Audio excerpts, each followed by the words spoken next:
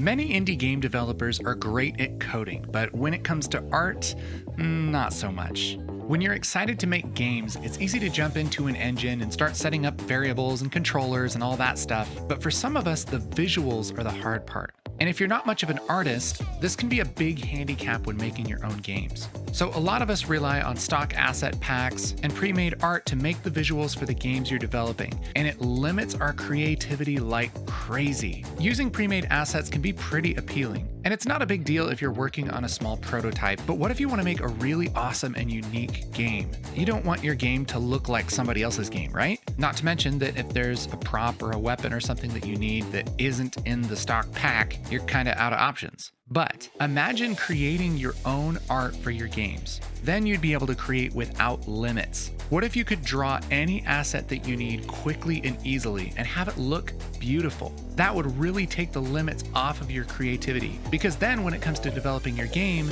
anything's possible. That's exactly why I made this new course, Pixel Art for Game Devs. It's the fastest and easiest way to learn to make original art for your games. And it teaches you my proven method for creating your own beautiful pixel art, even if you have no art experience at all.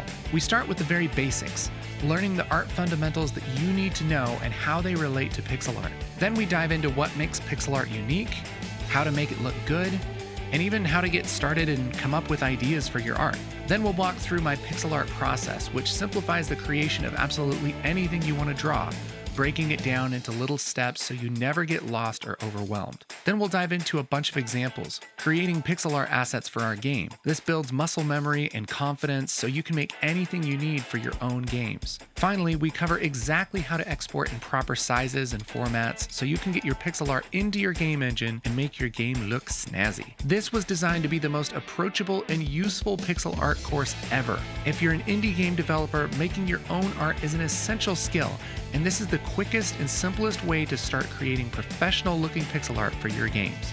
Pixel Art for Game Devs is available right now. You can click the link on screen or the first link in the description. I'll see you in there.